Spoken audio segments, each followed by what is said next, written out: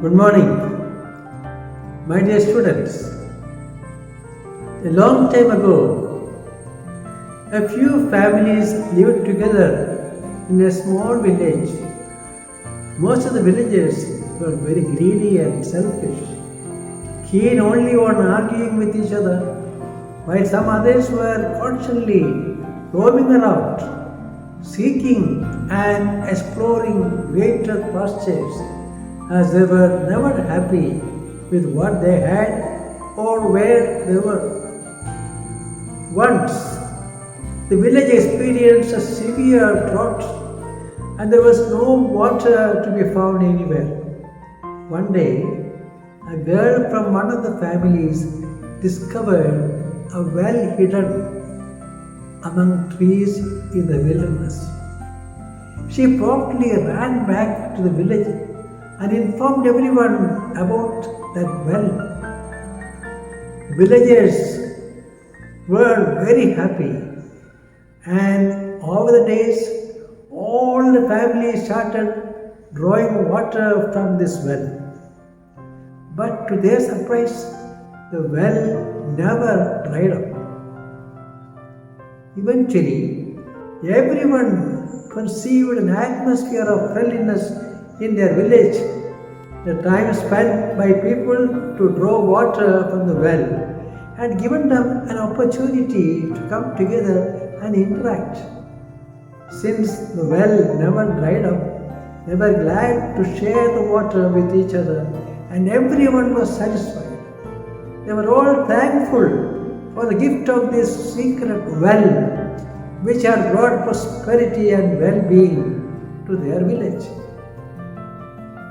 Though this may be an old story, it conveys a deeper message about the importance of returning to the source or wellspring, something that enhances the meaning of our identity, adds color to our everyday existence, and makes bonding among people possible. Such hidden wellsprings are within each of our families. Do you know what is that wellspring? It is the traditions, culture, and customs that have been passed down from one generation to generation over the years. Now let us see the importance of cultural traditions. The well-known movie, The Fiddler on the Roof, is the story about a Jewish milkman and his family living in a small town in the Russian Empire, and about how they cope as the world around them changes drastically. The milkman tries to hold on to his precious traditions and shouts from the rooftops, "Why do we stay here if it is so dangerous? And how do we keep our balance?" It's because of our traditions. Because of it, every one of us knows who he is and what God expects him to do. Without traditions, our lives would be as shaky as a fiddler on the roof. Isn't it true that our cultural traditions help us to keep our balance and stay rooted in our identity? Unknowingly, since our childhood, our identity is closely intertwined with the customs and culture followed in our family. But most of our happy childhood memories would be linked with some such traditions. In Indian society, even our religious identity is correlated with customs and rituals. Dear friends, we live in a world where migration is inevitable for a large part of the global population, either for study or work or to escape conflict and war. And as a result, a huge number of people do not live in their country of origin. Closer home, We can see that there are people from different states of India who have made their home in Kerala for over several generations. Similarly, thousands of Keralites too have migrated to the Gulf and the West seeking better opportunities. One common factor among all these migrants is that despite being away from home, they cling on to their precious traditions in whatever small way possible. This is the way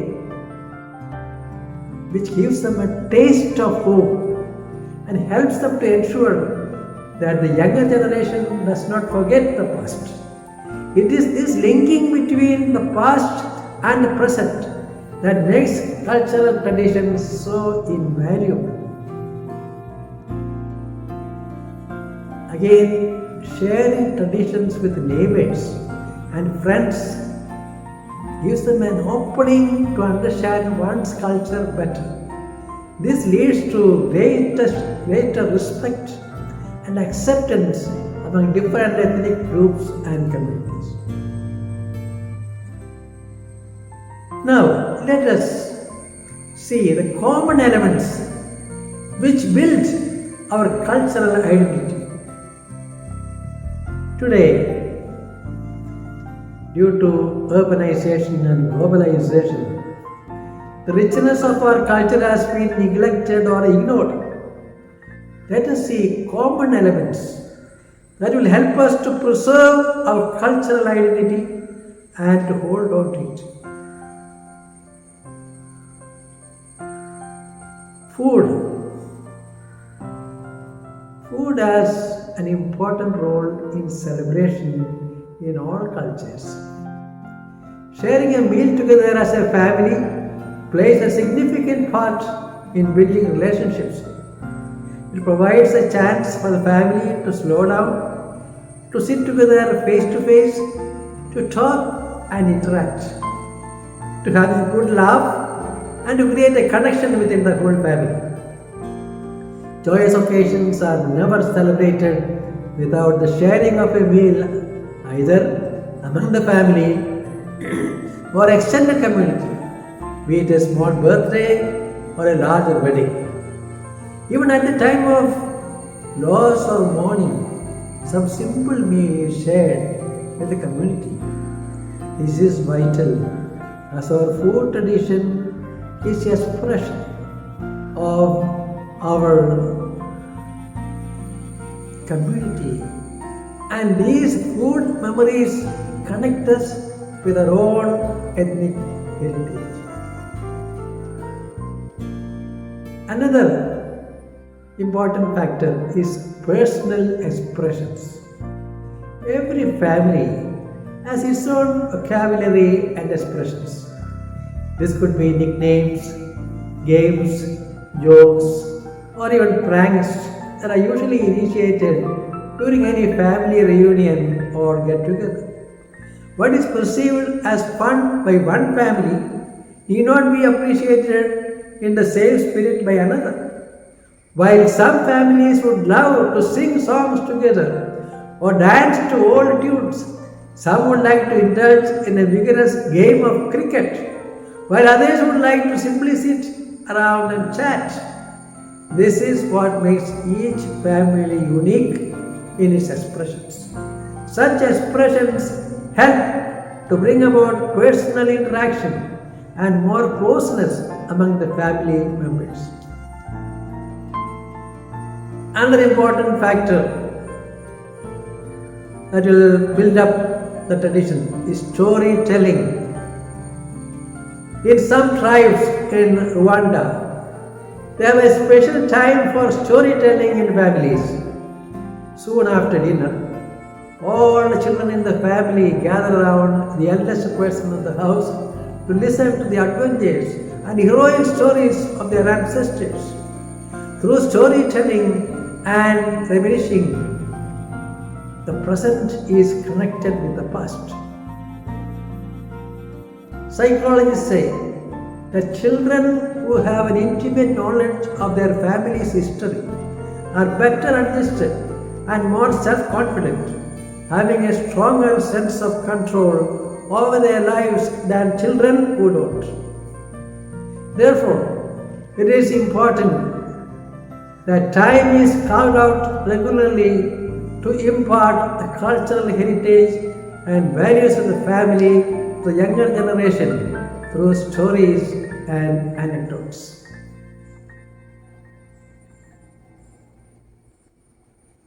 Now we are going to see how we can live our traditions in a practical way. A recent study on preserving traditions states that for survival of cultural customs, traditions have to be lived in the communities they are relevant to, and this should be done through deliberate, individual, interpretive acts. Here are some suggestions to start living the traditions.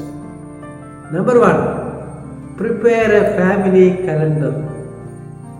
The first step would be to become aware of the important occasions in our family, remembering birthdays, wedding anniversaries, religious festivals, and celebrating them together as a family. These are essential. Second, participate and learn about traditions.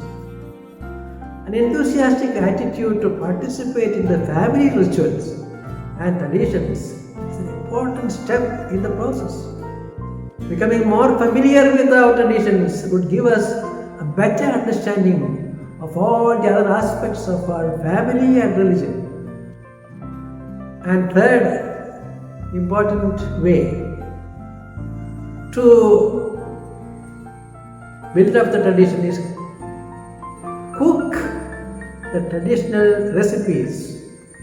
It would be good if we could cook up some old family recipes at family gatherings. It would not seem so cumbersome if it is done together as a fun family activity. Eating the traditional meal together will help everyone cultivate a taste for the traditional cuisine, especially the youngsters. And number four, fun time. Being in the younger generation, we can easily reintroduce the traditional games in our family celebrations.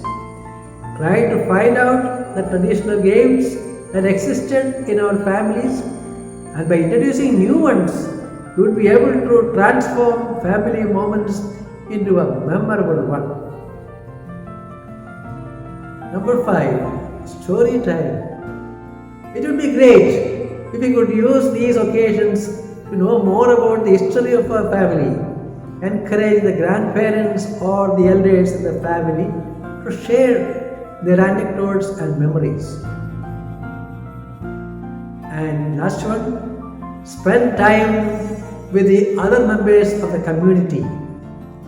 The best way to preserve our tradition and culture is to keep it alive. Try to gather for meals and events. The conversations and interactions of such events will help foster a greater sense of community. Finally, we are entering energy zone. It's a time to answer few questions. Personal questions. 1. What is your favorite traditional meal or food item? Second, what is your family's favorite activity? Third, what are some of the traditions that are preserved in your family over generations? And the last one, which ones would you like to take forward and continue? Kindly answer these questions as a homework, and I wish you all the best till we meet tomorrow for the class. Thank you. God bless you.